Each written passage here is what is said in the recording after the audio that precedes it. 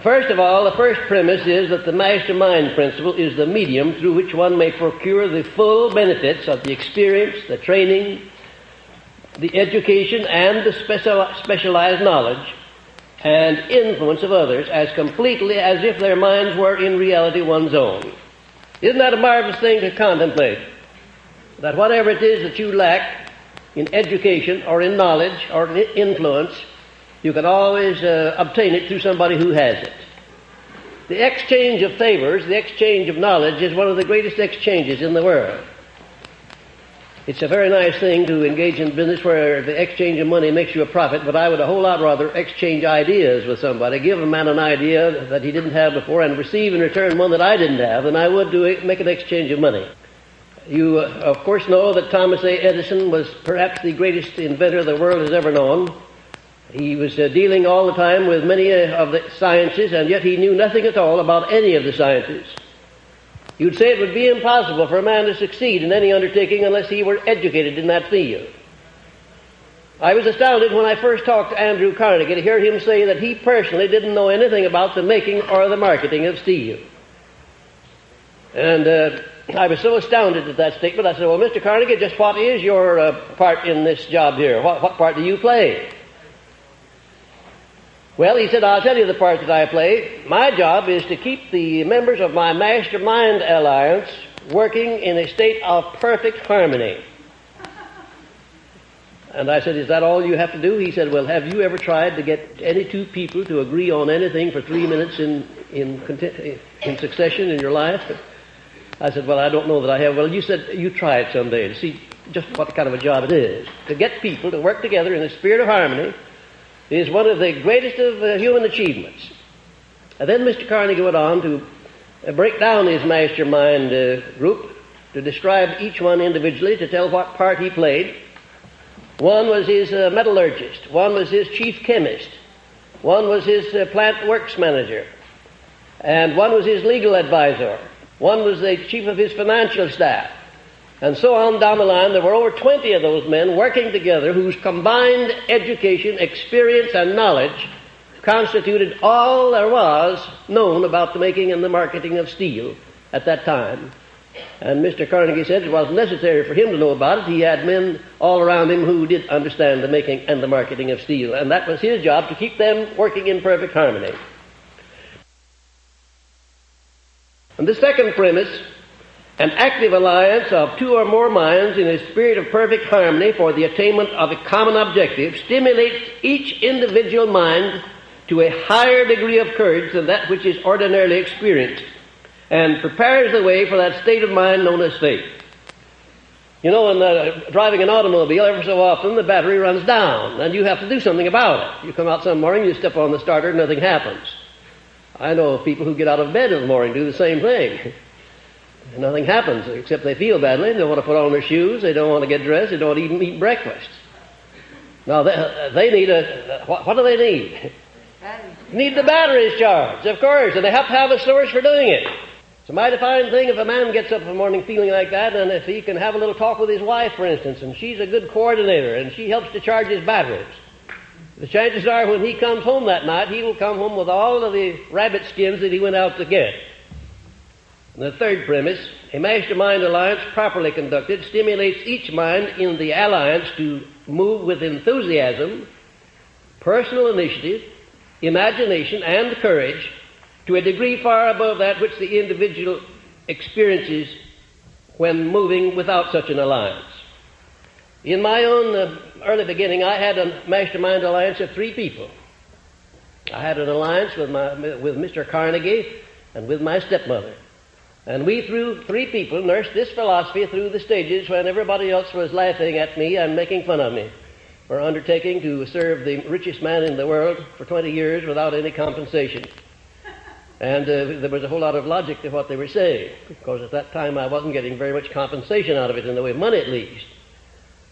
There came a time, however, when the laughing was on the other side of the face. But that took a long time, and there was plenty of blood and tears shed, I'll assure you, before I got to the point at which I could laugh back when the people laughed at me.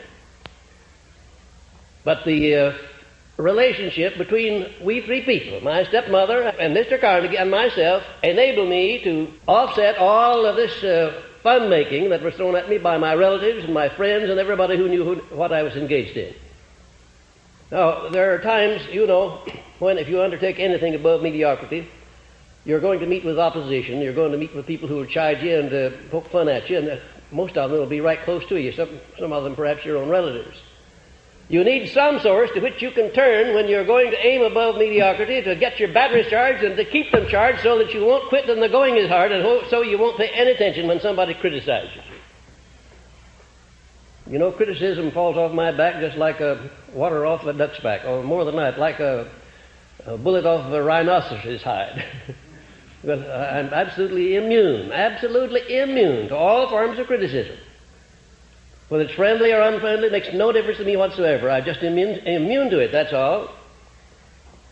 And I became immune because of my relationship with certain people through whom I built up an immunity under my Mastermind Alliance. If it had not been for the relationship with my stepmother and Mr. Carnegie, I wouldn't be standing here talking to you folks tonight. You wouldn't be here as students of this philosophy, and this philosophy would not be spread all over the world helping millions of people. Because I had a million opportunities to quit. At least a million opportunities. And every one of them looked very alluring. And almost sometimes it seems as if I were stupid if I didn't quit. But this marvelous relationship, I could always go back to Mr. Carnegie, I could always go run into my stepmother, and we'd sit down and have a little chat, and she'd say, "Stand by your guns. You'll come out on top. I know you will." She once said, at a time when I didn't have two nickels to rub together, as my enemies were saying, she once said that you are going to be the richest member of the Hill family, far and away. I know it. I can see it in the future. Well, if you would take all of my riches and put them together, I suspect that I have more riches than all of my relatives put together for 3 generations back, on both sides of the house. That's true.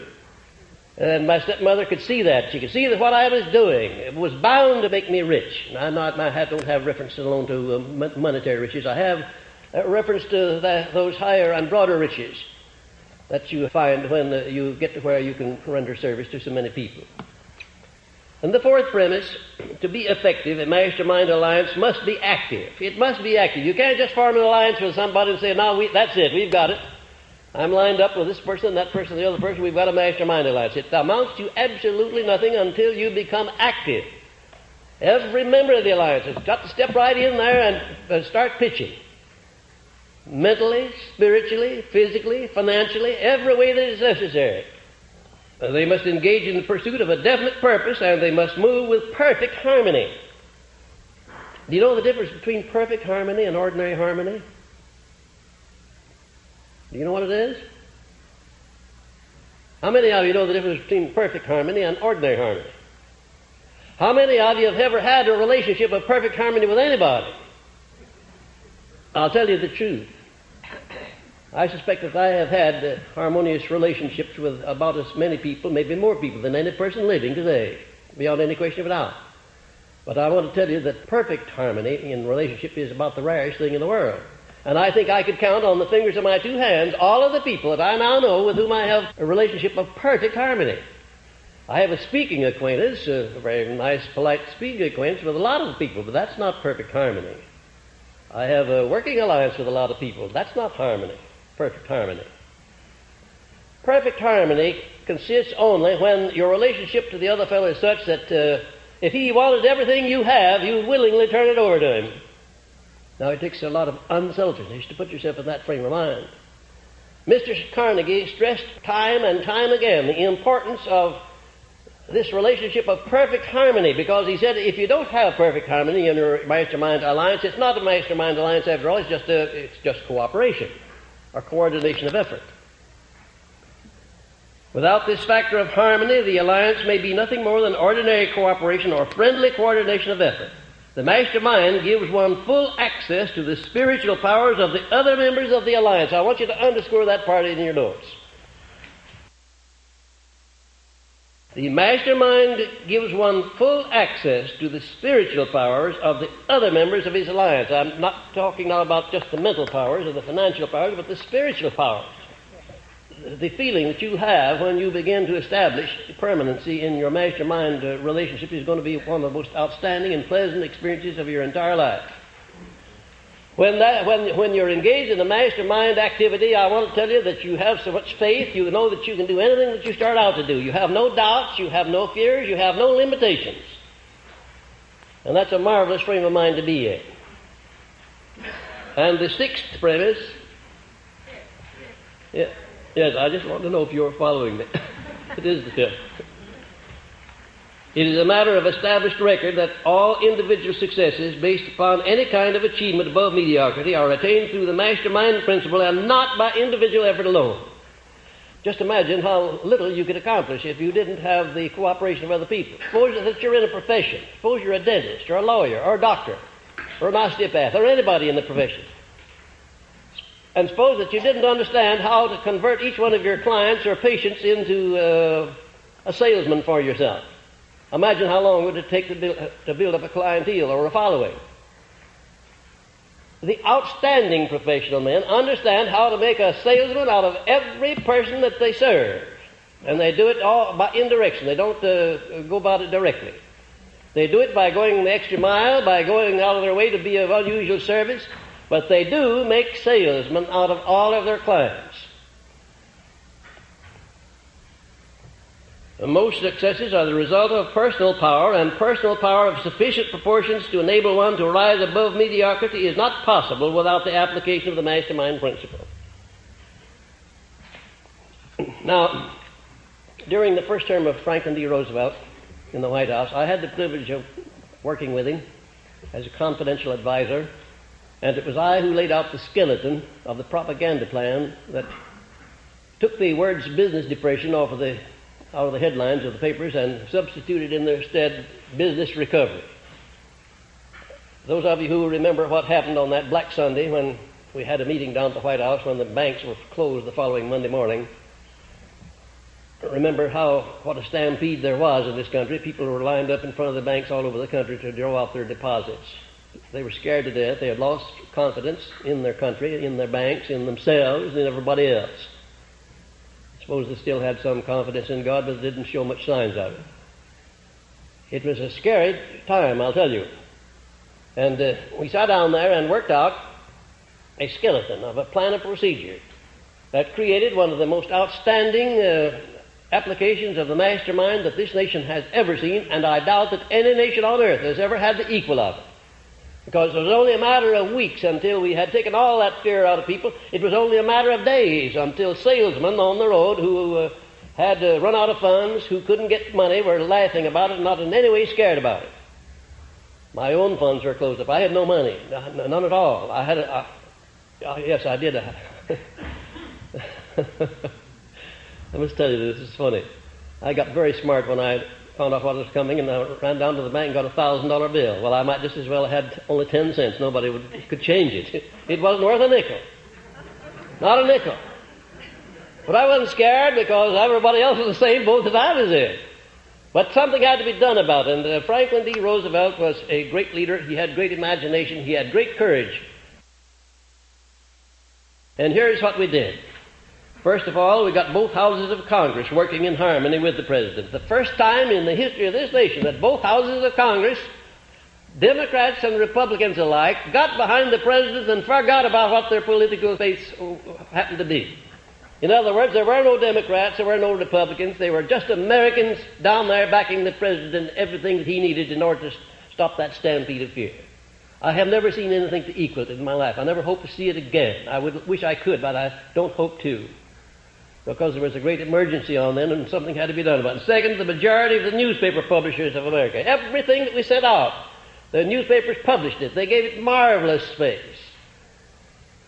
And then the radio station operators, they gave us marvelous help despite their political beliefs.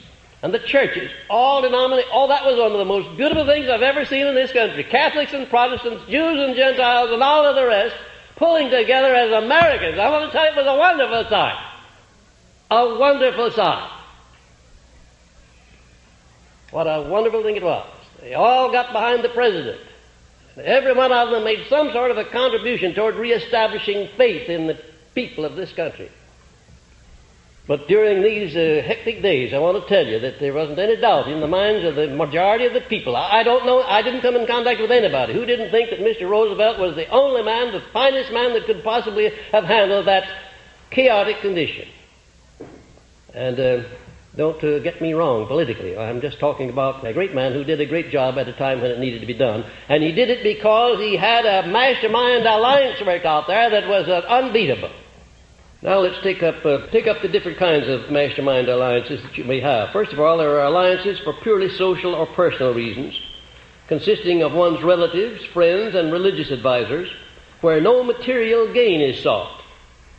The most important of this type is the mastermind alliance which may exist between a man and his wife. I couldn't emphasize, if I were brilliant and if I had the great magnetic powers, I couldn't overemphasize the importance to you who are married of going to work immediately and rededicating that marriage to a mastermind alliance based upon this lesson tonight. It'll bring joys into your life that you never dreamed of. It'll bring success into your life that you never dreamed of. It'll bring health into your life that you never dreamed of. It's a perfectly marvelous thing when the real mastermind alliance exists between a man and his wife. I don't know of anything that equals it. And then there are alliances for business or professional advancement, consisting of individuals who have a personal motive of a material or a financial nature connected with the object of their alliances. Now, I imagine that the majority of you who are in this class now will be forming your first mastermind alliances for purely economic or financial advancement purposes. And that's perfectly legitimate. That's one of the reasons why you're taking this course. You want to improve your economic and financial condition. And you should start in immediately now to form a mastermind alliance for that purpose. And if you only can find to begin with one person, that's all right. Start out with one. And then look around until the two of you select another one. Now, you can't select another one, but the two of you. When you go to select the third party, be sure that the second one that you've already selected is in accord. You understand that? That's important. And then when you go to select the fourth, the three of you then will pass on the fourth. And you'll go over the matter very carefully before you make him a member of the alliance. And then when you go to select the fifth, the four of you will select the fifth. You see, in the mastermind alliance, there's no such thing as one person dominating, except in this respect that, generally speaking, one person is the leader. He's the coordinator and the leader, but he in no way undertakes to dominate his associates. Because the very moment you start to dominate anybody, you find resistance and rebellion. Even though it's not open rebellion, it's rebellion nevertheless. And in the mastermind alliance, it must be one continuous spirit of perfect harmony where you move and act as if you were only one mind. The American system of free enterprise is another example of efficiency through the mastermind principle. This system is the envy of the world because it has raised the standard of living of the American people to an all-time high level. And that despite the fact that there's not perfect harmony. But there is motive to the American system of free enterprise to inspire every individual to do his best. There is a motive there. And incidentally, more and more industry and business is coming to understand that they can go a step further, and instead of just having cooperation or coordination of effort between management and the workers, that they can have the mastermind principle by sharing the management problems, by sharing profits, by sharing everything. And wherever I have been successful in influencing any business to adopt that policy, the business has made more money than it's ever made before, and the employees have received more wages, and everybody's happy. General instructions for the forming and the maintenance of a mastermind alliance. First, adopt a definite purpose as an objective to be attained by the alliance, choosing individual members whose education, experience, and influence are such as to make them of the greatest value in achieving the purpose. A lot of times I'm asked by students, what is the most favorable number for a mastermind alliance? And how do you go about selecting the right sort of people for your mastermind alliance? And the nearest answer that I can give you that is that the procedure is exactly the same as if you were starting into a business and you were choosing employees. What kind of an employee would you choose?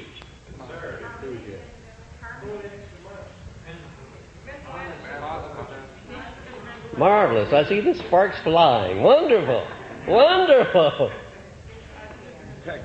Dependability at the top of the list. If a person is not dependable, I don't want any part of him in a business transaction. No part of him, no matter how brilliant he may be, no matter how well educated he may be, the more educated he is, the more dangerous he may be if he's not dependable.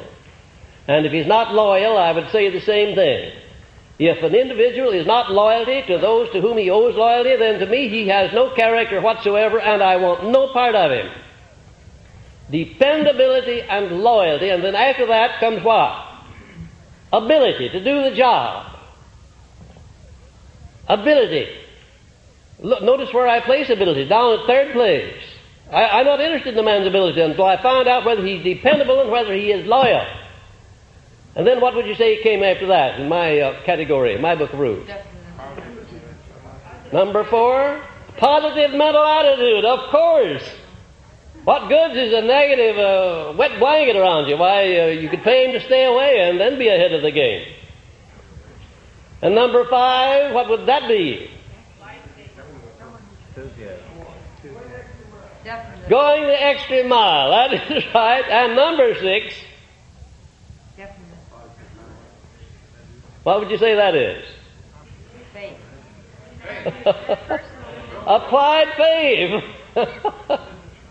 Now let me tell you, when you find people that come up to all of those 6 traits, I want to tell you you've really found somebody. You're in the presence of royalty. Some businesses, if you're running a peanut stand or 2, you maybe need only 1 person. But if you're running a chain of peanut stands, you might need 100 persons.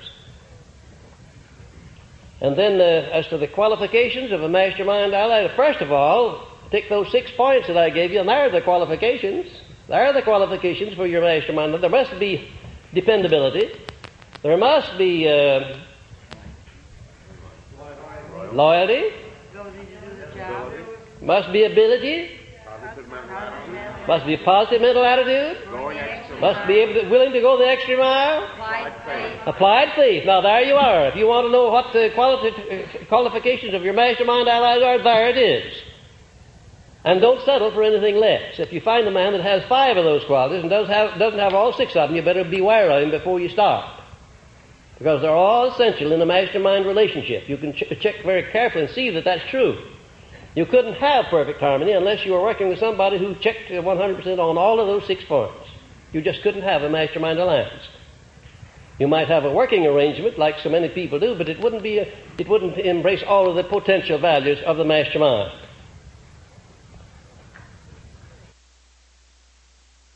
Next, determine what appropriate benefit each member may receive in return for his cooperation in this alliance. And remember, ladies and gentlemen, nobody ever does anything for nothing. No, they never do. You say when you give love to somebody, you don't get anything out of that? You don't do that for nothing? Well, let me tell you something. You get plenty out of that. Because to have had the privilege of loving is a great privilege. And even though the love is not returned, you still have had the benefits of that state of mind known as love, and you've enjoyed the development and growth as a result of it. No, there's no such thing as something for nothing. Nobody works without some sort of a compensation. There are very many different forms of compensation. So don't expect that your mastermind allies are going to jump in and help you make a fortune or help you do anything unless they are equally participating in the benefits that come out of that mastermind alliance. Now, there's the criterion by which you go. They must each individual must approximately benefit equally with yourself, whether it's a monetary benefit or a happiness or peace of mind benefit, a social benefit, or whatever it happens to be. Never ask anybody to do anything, if you want to be sure of his doing it, unless you give him an adequate motive for doing it. If I went down to the bank and wanted to borrow $10,000, what would be an adequate motive for the bank lending me that money? 2 motives. All of them under the heading of desire for financial gain. Now they'd want a bank would be delighted to loan me as much money as I could take away if I give them 3-for-1 security. Collateral. They want collateral and they want the profit on that loan. That's what they're in business for. Now there are other transactions not based upon the monetary motive. For instance, when a man asks the girl of his choice to marry him, what's the motive there? Love. Oh, sometimes. Theoretically, love, yes. Animal magnetism. Money. Well, isn't this interesting? I bet out of all the people sitting here, everyone would have a different idea or definition as to what the motive is when a man asks the girl of his choice to marry him and she accepts. Why does she accept him?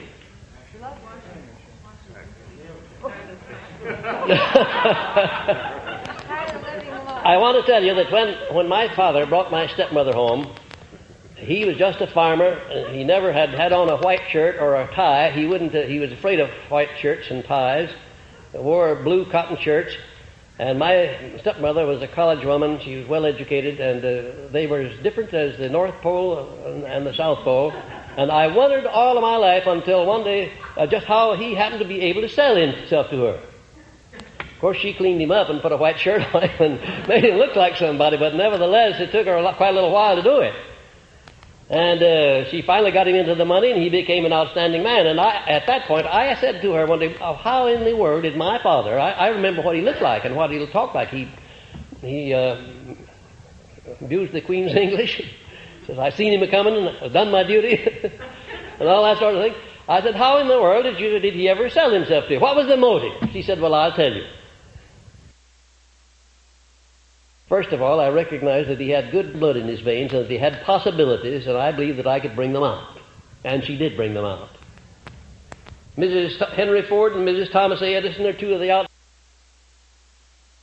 If you had a definite major purpose, knew exactly what you wanted to do, had a mastermind alliance of people that could help you do it, and then had sufficient faith to keep you going while you did it, don't you see that would be about all you would need?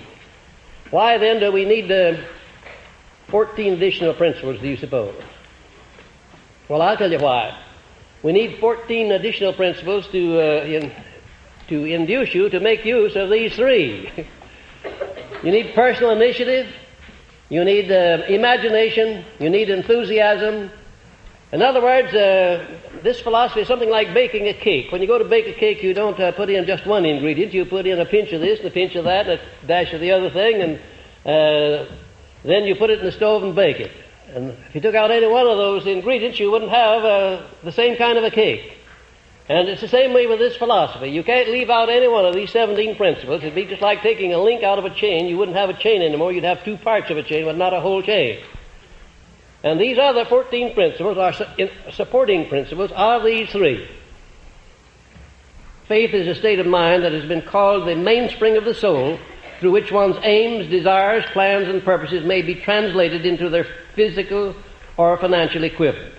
And here are the fundamentals of faith. Now, when you speak of applied faith, ladies and gentlemen, we're talking about something vastly different from just mere belief. Applied, the word applied means what? Action. That's the action part of faith. And without action, faith is nothing but just daydreaming. And there are a lot of people, who believe in things, but they don't do anything about them. They are engaging only in daydreaming. Applied faith is an active faith. Now, the fundamentals of faith are, first of all, definiteness of purpose, supported by personal initiative and action. Action. The more action, the better. It means continuous action. Not only on your part, but on the part of those that may be cooperating with you or may be mastermind allies of yours. And next, a positive mind, free from all negatives such as fear, envy, hatred, jealousy, and greed, is essential. Mental attitude determines the effectiveness of faith. Mental attitude. Did you know that is a fact? The frame of mind that you're in when you go to pray determines what happens as a result of that prayer. There's no two ways about that. You can test it for your own selves and find out. I have no doubt you have. I have no doubt that you've had the experiences I've had of sending out prayers that didn't produce anything but a negative result. You've had that experience, haven't you? Yes. How many of you have had that experience?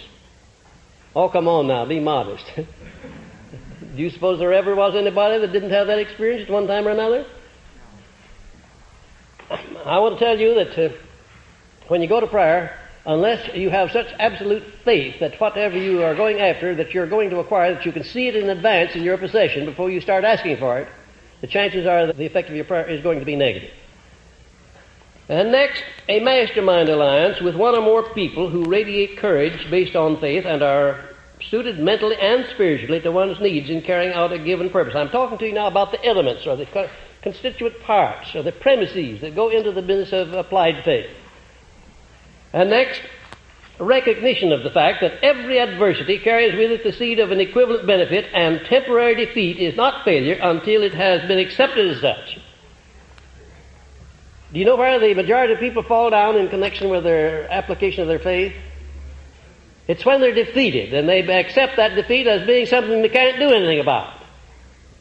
Instead of beginning immediately to search for that seed of an equivalent benefit that's in every defeat, they become moody and broody. They become discouraged. They build up inferiority complexes instead of reversing that order and using that defeat as nothing more than temporary and making another effort. And next, the habit of affirming one's definite major purpose in the form of a prayer at least once daily. Now, the subconscious mind only knows what you tell it, or what you allow other people to tell it, or what you allow the circumstances of life to tell it. And it doesn't know the difference between a lie and the truth. It doesn't know the difference between a penny and $1 million. It accepts the things that you send over. And if you send over predominating thoughts on poverty and ill health and failure, that's exactly what you'll get. No matter how much faith that you may have later on, you find out that the subconscious responds to the mental attitude that you're maintaining during the day. And it's necessary for you to affirm over and over again the objects that you are going to attain in life until you educate your subconscious mind to attract automatically to you the things that are related to what you're aiming to attain in life. You'll find that your mind is like an electromagnet. And once you charge it with a clear picture of what you want, it'll attract to you from the highways and the byways the things that you need to carry out that purpose. And next, recognition of the existence of infinite intelligence that gives ordinalness to the entire universe. That the individual, you that is a minute expression of this intelligence.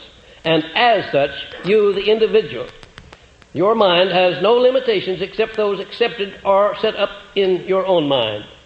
Your mind has no limitations whatsoever, except those that you allow to be established there or that you deliberately set up in your own mind or accept. Now that's a pretty broad statement, isn't it? But the achievements of men like Mr. Edison and Mr. Ford and Mr. Carnegie and Napoleon Hill, if you please, certainly, definitely supports the idea that there is no limitation except that which you set up in your own mind. And if I had ever wavered for 1 second, from the time that I started with Mr. Carnegie up until the time I gave this philosophy to the world, if I had wavered 1 second in my belief that I would do it, I would never have done it. How did I happen to do it? Do you have any idea what played the strongest part in what I've achieved? It wasn't my brilliancy. It wasn't my outstanding intelligence. I have no more brilliancy than the average person, and no more intelligence than the average person. But there was something in there that was responsible for it. Having a definition of faith Grand. In other words, I believed I could do it, and I never stopped believing it. The harder the going was, the more I believed I would do it. And I want to tell you that if you can take that attitude toward yourself, if you can throw yourself over on the side of yourself, so to speak, when you're overtaken by adversity, when people are against you, if you can do that, if you can stand by and not also go over against yourself, then you're using applied faith. And you've got to do that. Do you know there are testing times for people? Had you ever thought of that? Nobody is permitted to attain high state in life and stay there without being tested. Any more than anybody is allowed to go into a well-managed business and go up to a high position and stay there without he's been tested with lower positions step by step until he earns the right to be up to the top. I don't know how the Creator runs his business entirely, but I can see, I can catch a pretty good idea of how he does it from observing that part which I can understand. Of course, there's much more that I can't understand. But I can see definitely that he allows nobody to attain to a high estate in life without giving him severe testings.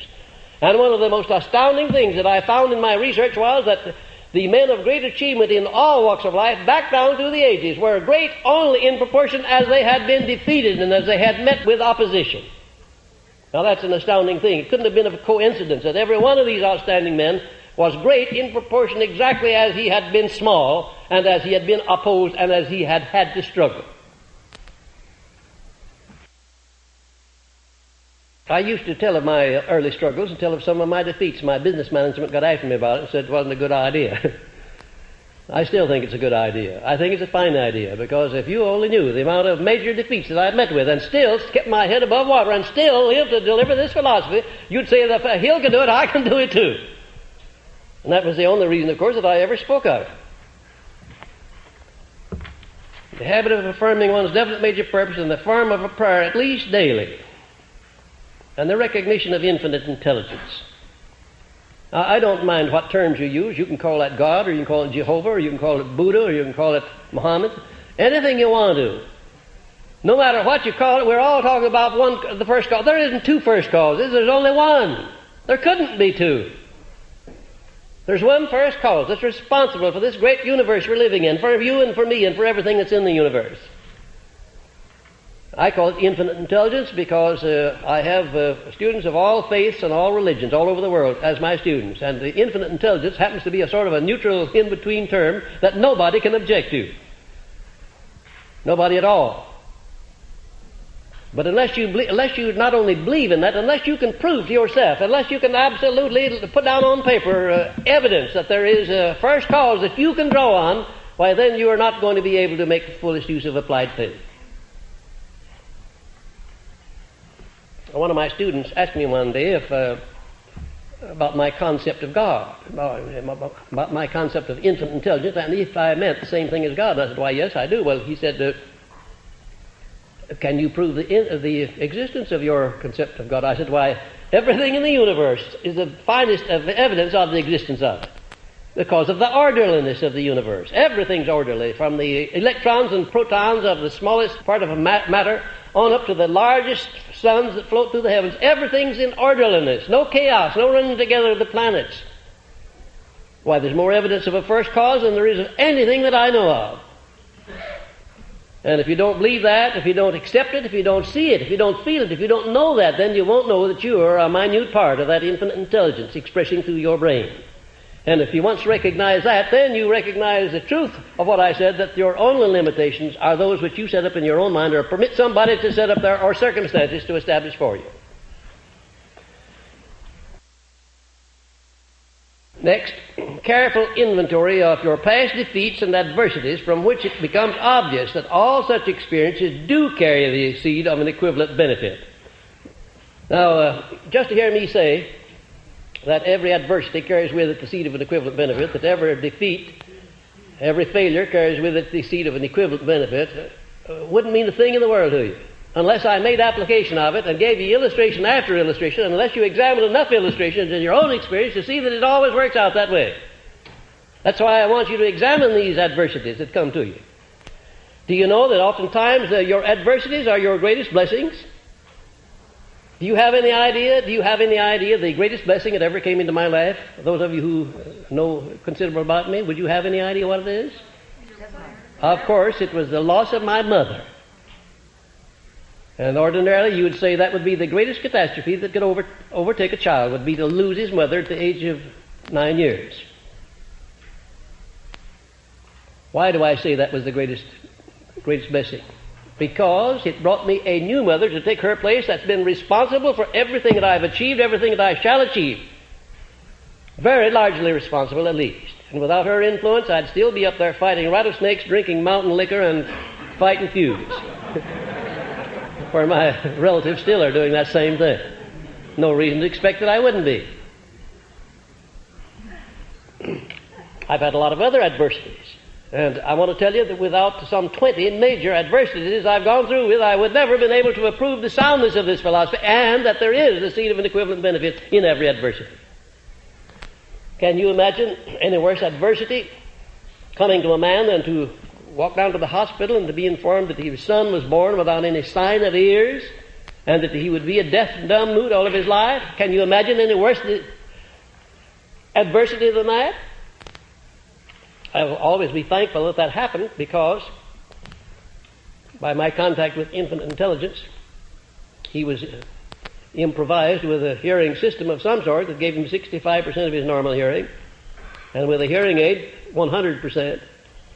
He's learned to live a normal life, and I got the greatest demonstration of my entire experience of the power of faith. I couldn't have gotten it any other way. I couldn't have gotten it secondhand. I had to get it firsthand. I never accepted that affliction of that child, not even before I saw him, not even after I saw him. I never accepted it.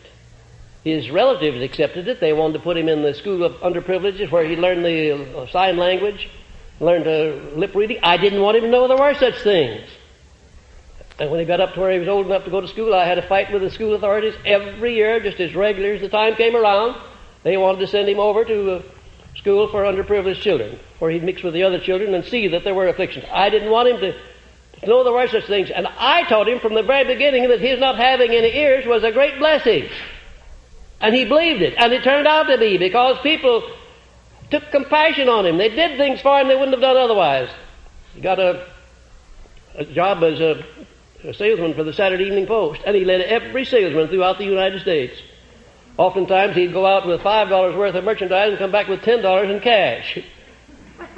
He did that many times. People would look at him and say, well, that poor little fellow, no ears, out selling papers. I guess his parents are poor. Give him a dollar bill, and instead of giving him back 95 cents, they'd say, oh, just Sonny, you just keep that. And very often he'd get $1 apiece for Saturday Evening Post. Not at all conscious today of any affliction. He's living a perfectly normal life, because I taught him that an affliction, any kind of an affliction, can be transmuted into a benefit. Now that's an astounding thing, isn't it, to consider that that is true. But it is true. Now, as I said, you're just hearing me say that won't mean a thing in the world unless you begin to look around in your own experiences, take inventory, and watch what happens in the future. There'll be things happen to you in the future that are unpleasant, and maybe some to me too.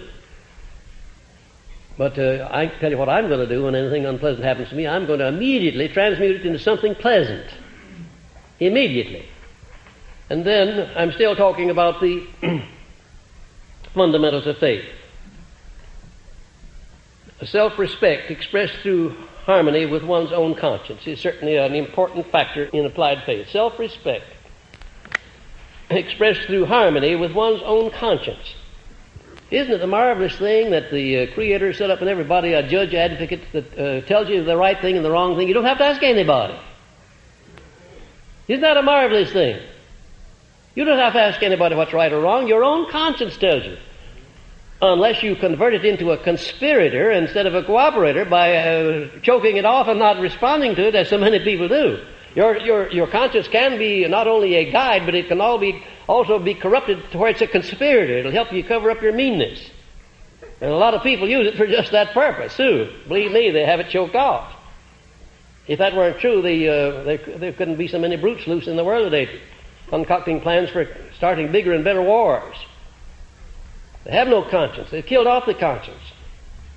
That conscience is a marvelous thing. And next, to create a mental attitude favorable for the expression of faith. Now, here's what you do. First of all, know what you want and determine what you have to give in return for it. Know what you want in life. And I mean not only in your major purpose, but in your minor purposes. What kind of a house you want to live in? What kind of a car you want to drive? What kind of a wardrobe you want? What kind of an education you want your children to have? What kind of a present you're going to buy your wife for a birthday? And you better be sure to buy her one every time if you're going to keep on good terms with her. What kind of a cake are you going to bake for your husband on his birthday? And you better make it a good one. Did you know, ladies and gentlemen, married ladies and gentlemen in particular, did you know it's not the big things in the relationship between a man and his wife that counts, but it's the little niceties, the little things that count.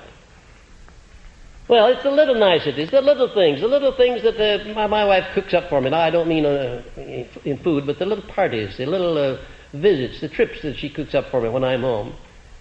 They don't amount to so much in one way, and yet another way they're very sentimental, and keeps that relationship alive that we had before we were married. We're still courting each other. I think I do more of a courting job now than I did before, because after all, I not only got her, I have to keep her. That's important.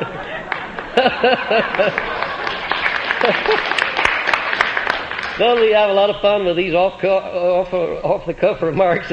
Not that you don't find any of that in the notes at all, but but I just know that these are very super intimate things that make joy in my life would be just as acceptable in your life too. I know it's the little things in your life that make the difference between the happiness and unhappiness. And next, when you affirm the object of your desires through prayer, let your imagination see yourself already in possession of the thing that you're going after. Now that, you might say, that takes a lot of willpower, a lot of determination, but if you keep at it, you'll find that it's not so hard to do. In the first place, it's easy for me to do that because I never go after anything that I haven't first sold myself thoroughly on the idea that I not only have the right to get it, but that I am going to earn that right by giving something in return. And that's the best salesmanship in the world. When you go out to sell a person an idea or a merchandise or a service, if you know positively that you're going to give him his money's worth and more too before you start, it does something to you that enables you to do something to him, that enables him to, in return, do something for you. It's the very acme of master salesmanship. You know, I've said this, ladies and gentlemen, several times, and at the risk of being boresome to you, I'm going to repeat that if you want your prayers to be effective, don't wait until the time of need to utter them. Build up the habit of prayer when you don't need anything. And what do you pray for then? For what you already have. You give gratitude for what you already have, don't you? Wouldn't it be an interesting thing if I gave you a lesson assignment right now to write down before you go to bed tonight, everything that you have in this world to be thankful for? And I'm giving you that assignment, every one of you, and I want you to carry it out. It's going to be one of the surprises of your life. You may have a lot of things you don't want, but you have a lot of things you do want. Write down a list of them and express gratitude that you have these things that you like. And you certainly can start with the fact that you're associated here in a country where you have freedom of speech, freedom of action, freedom of thought, and freedom of opportunity. Certainly that would head the list. Because in other countries we don't have that much. And then you could come right on down from that and put down all the things that you have to be grateful for, and then start in expressing gratitude every night and every day. Keep your mind open for guidance from within. Now, what do I mean by that, do you suppose? Yes, hunches. You get hunches. Don't be, what is the word I want to use? Disrespectful. Don't be disrespectful of hunches. Treat them with civility. Examine them. And you may find that some of these very unusual hunches that you come are bringing you messages that you need to get you over the hump in whatever it is that you're doing. And when you are inspired by hunches to move on some plan created by your imagination which leads in the direction of that which you desire, accept the plan and act upon it at once. And remember always that there can be no such state of mind as faith without appropriate action. Faith without deeds is dead. And when overtaken by defeat, as you may be many times, remember that man's faith is tested many times, and your defeat may be only one of your testing times. Isn't that an astounding and an encouraging thing to recognize that when you're meeting with defeat, that probably in the eyes of your Creator, you're only being tested to see whether you're a man or a worm? And believe you me, we all go through that testing time. And the ones that survive these tests and come out on top with an abiding faith are the ones that become truly great in life. I don't think there's any doubt in the world but what it's a part of the Creator's plan to see that everybody that amounts to anything above mediocrity must pay the price of undergoing test after test as to his faith. I don't think there's any doubt about that. I see evidence everywhere that that's true. Any negative state of mind will destroy the power of faith and result in a negative climax. Your state of mind is everything. Why do you suppose that in my notes here you notice that I have underscored your state of mind is everything? I underscored for emphasis. Why do you suppose I wanted to emphasize that statement?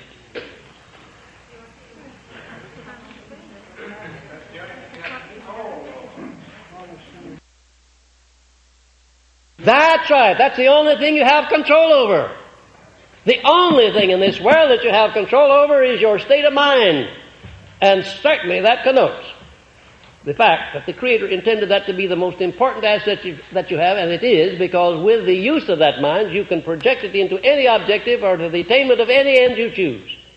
Your education, your background, your nationality, your creed has nothing whatsoever to do with your ability to achieve.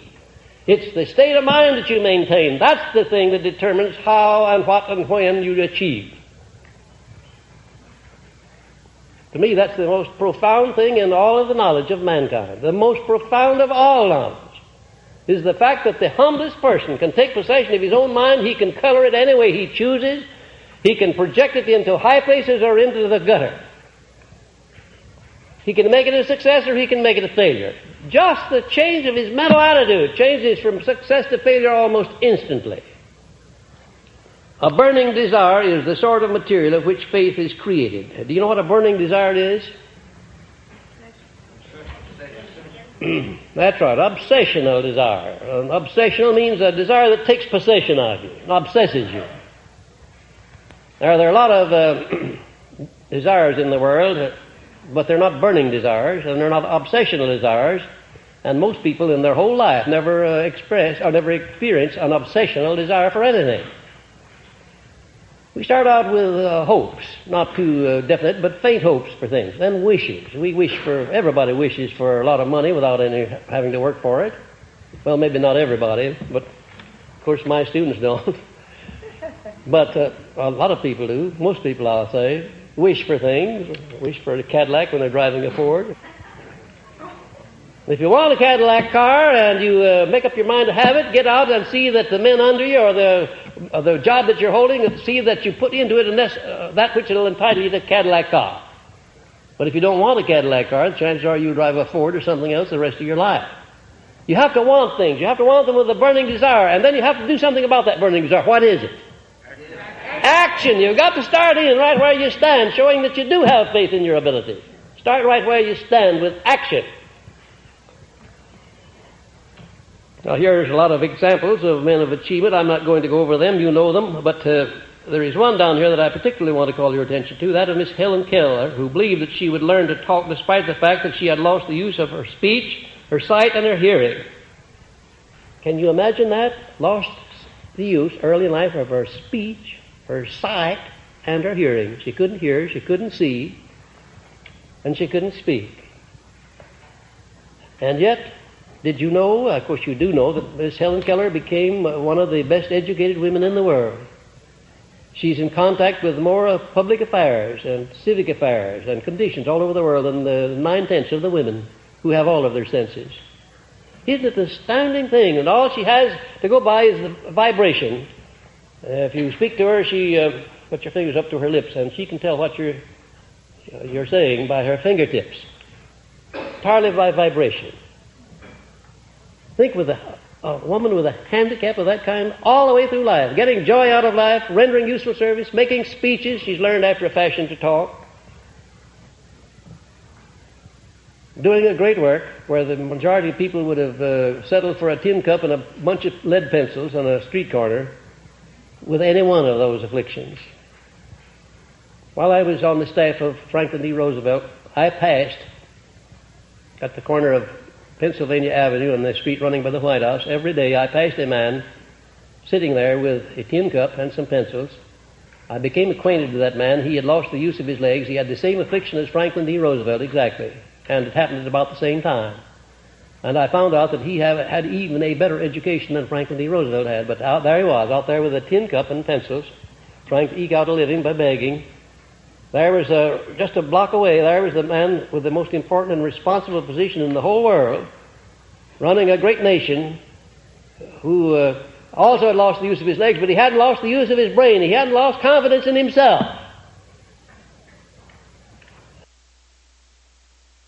these afflictions that come along, sometimes they turn out to be a great blessing. They teach us that, very often they teach us that we can get along without an eye, or without both eyes, or without legs, or without hands.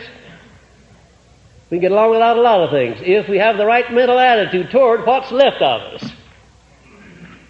That's important. If you would have faith, keep your mind on that which you want and not on that which you do not want. Now, how do you go about that? How does one go about keeping his mind off of the things he doesn't want?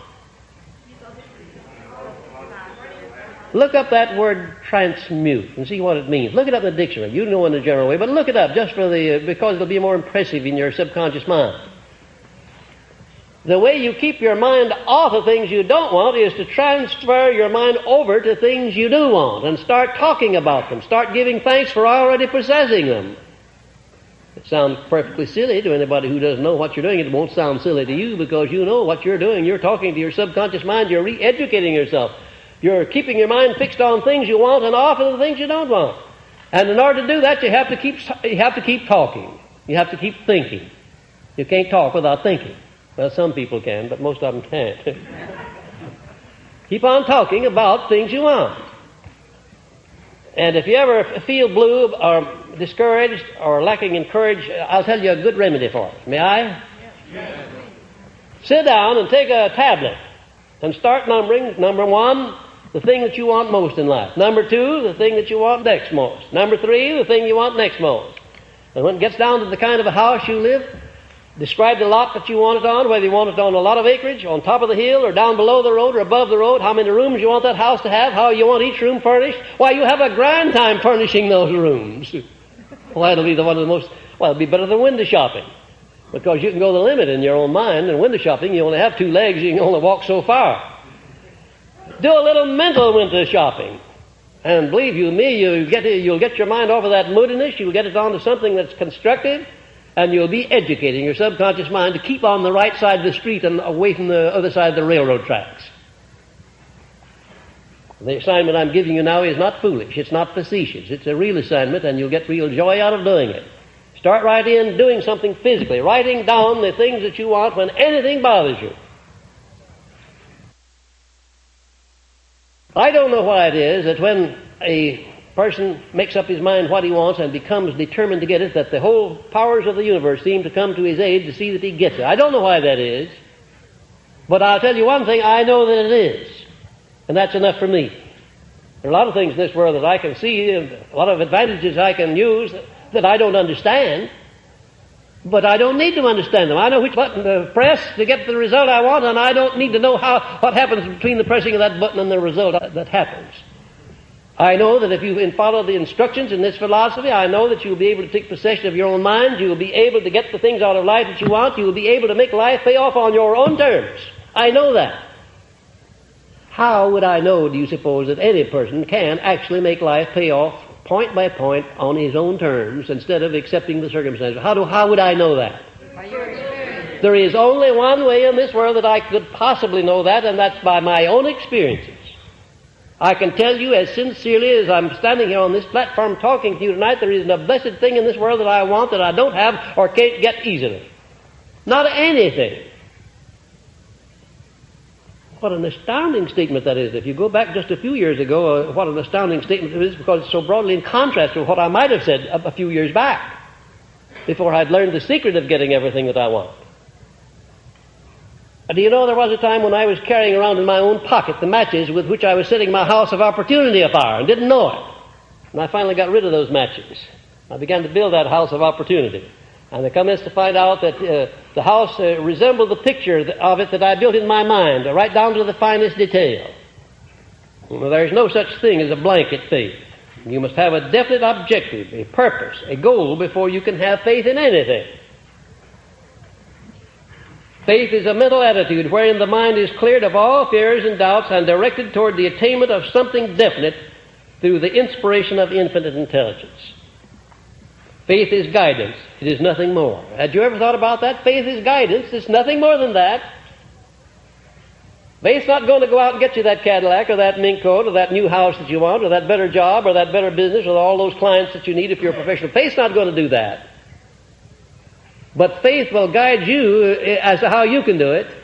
And you'll find that there is always a part that you must play. The Creator wisely arranged it so that we can produce our food from the soil of the earth. Everything that we eat, use, or wear comes from the earth. Everything. And infinite intelligence has very wisely provided a system whereby you can be sure of getting your food out of the soil of the earth. How? By complying with the laws of nature. You go out there and you plant the seed. You plant it in soil that you have examined to make sure it has the elements in there that you want into the plant. You plant it at the right season. You plant it at the right depth in the ground. All of those things you do in way of going the extra mile. You do them in advance. And then what do? You go back the next day and start harvesting, do you? No, you time it properly. You find out what nature requires in order to to convert or transmute a seed of wheat into a stalk of wheat with 500 or 1,000 grains on it. And you comply with nature's laws. That's what you do.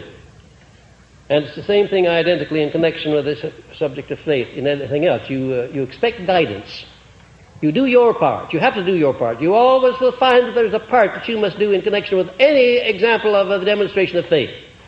Faith will do nothing for you if you expect everything to be done for you outside of yourself. It's guidance. If you expect to get the answer, there you'll have it.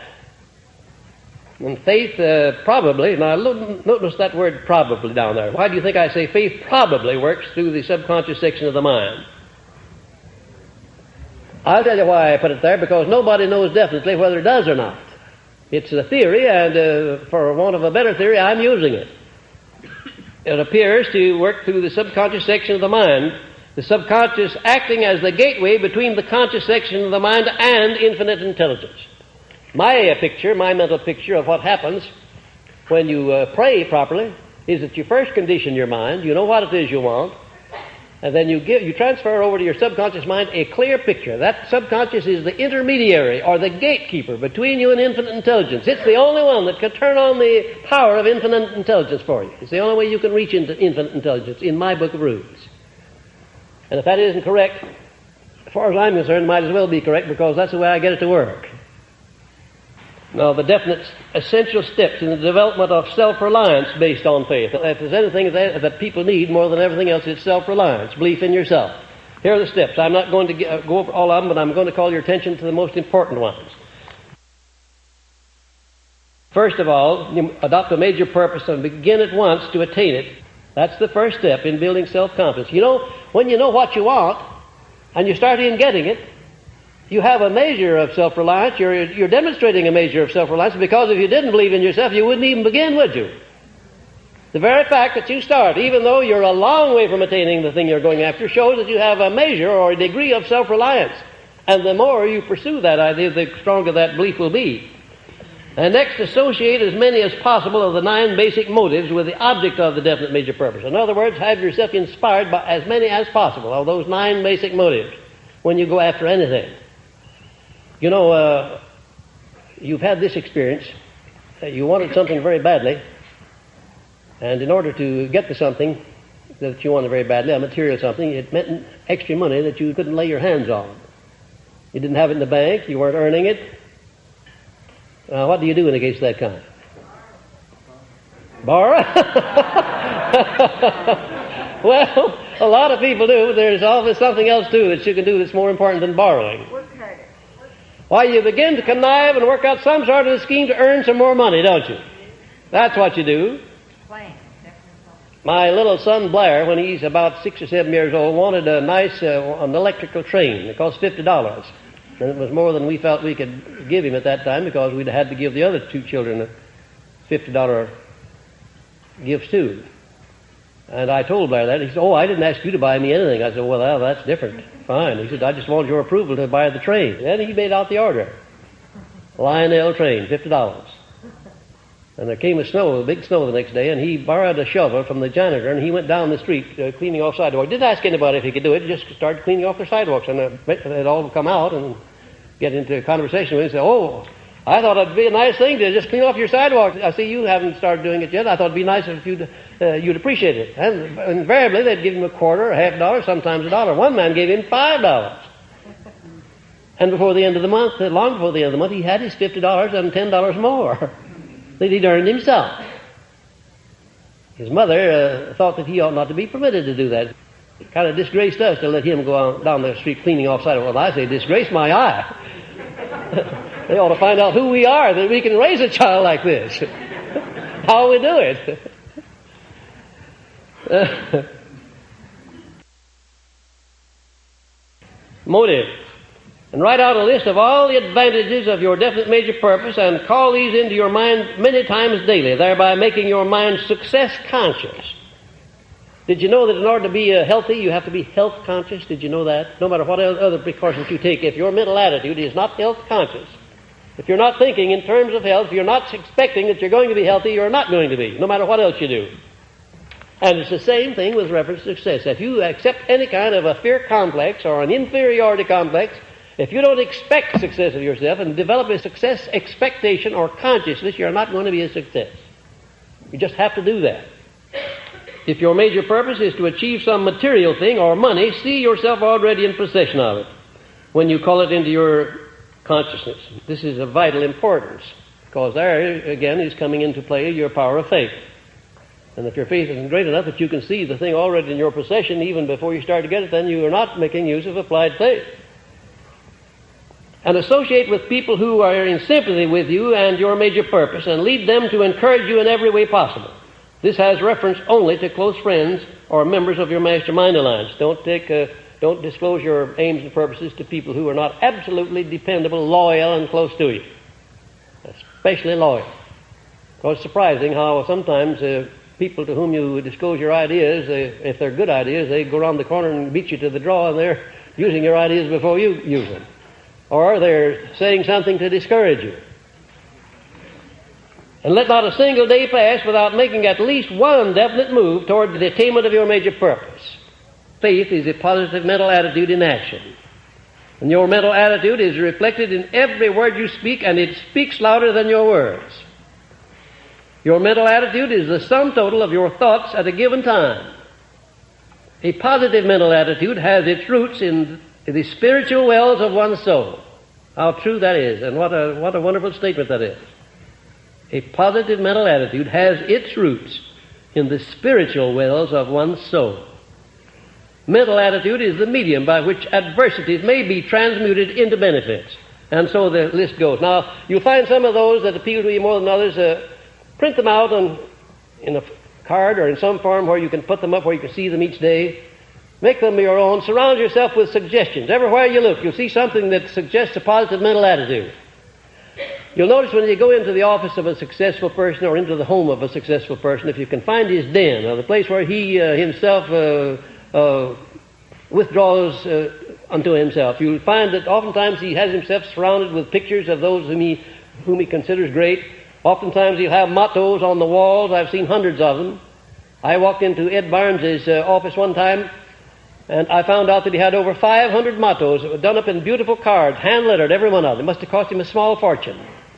I walked into my friend Jennings Randolph's office when he was in Congress in Washington, and I found he had all of the walls of his congressional office covered with the pictures of men whom he considered great. He did that to live in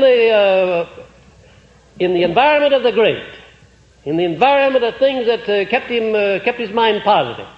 Start in where you are, in your home, in your business, in your office, wherever you stay the most. Maybe it's in your bedroom. You certainly sleep every night. Start in there to put up something that'll give you a positive thought just before you go to bed. And it'll remind you every time you go in there.